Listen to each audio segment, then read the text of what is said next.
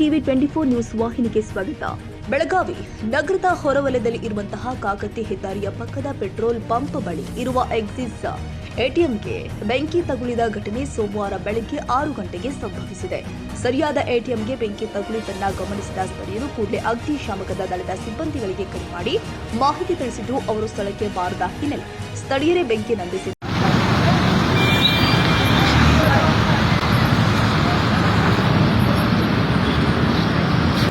आज सुबह काकती के जो हाईवे के पेट्रोल पंप है, एक्सिस का एटीएम है, उसको इतने शॉर्ट सर्किट की वजह से कारण पता नहीं लगा, इतनी भीषण आग लगी बाजू में होने की वजह से। और आजू बाजू में रिहायशी इलाका है तो सभी लोग डर गए थे। आग इतनी भीषण थी कि एक टैंकर वाला जो बाजू में खड़ा है, टैंकर वालों ने इंसानियत दिखाते हुए यहाँ पे आके आग बुझाने के लिए मदद की। यहाँ का स्टाफ इतना सतर्क है, सभी ने आके बाल्टियों से और पाइप से पूरा आग बुझाने की कोशिश की और फायर ब्रिगेड को ट्राई किया फ़ोन करने के लिए, उनका फ़ोन ही नहीं लग रहा था।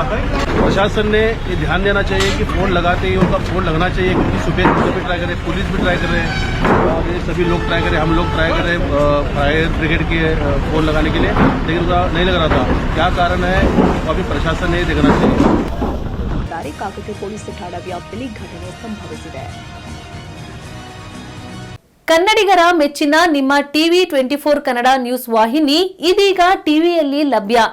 ಕರ್ನಾಟಕ ಮತ್ತು ದೇಶ ವಿದೇಶದ 360 ಡಿಗ್ರಿ ಸುದ್ದಿ ಹಾಗೂ ಉತ್ತರ ಕರ್ನಾಟಕ, ಬೆಳಗಾವಿ, ಬಾಗಲಕೋಟೆ, ಧಾರವಾಡ, ಹಾವೇರಿ, ಗದಗ, ಬಿಜಾಪುರ ಜಿಲ್ಲೆಯ ಕ್ಷಣ ಕ್ಷಣದ ವಿವರವನ್ನ ಪಡೆಯುವುದಕ್ಕೆ ಟಿವಿ 24 ಕನ್ನಡ ನ್ಯೂಸ್ ವಾಹಿನಿಯನ್ನ ಲೈಕ್ ಮಾಡಿ, ವಿಡಿಯೋಗಳನ್ನ ಶೇರ್ ಮಾಡಿ, ಕಮೆಂಟ್ ಮಾಡುವ ಮೂಲಕ ನಮ್ಮ ವಾಹಿನಿಗೆ ಸಹಕಾರ ನೀಡಿ ಮತ್ತು ಚಾನೆಲ್ ಅನ್ನ ಸಬ್ಸ್ಕ್ರೈಬ್ ಮಾಡಿ. Thank you.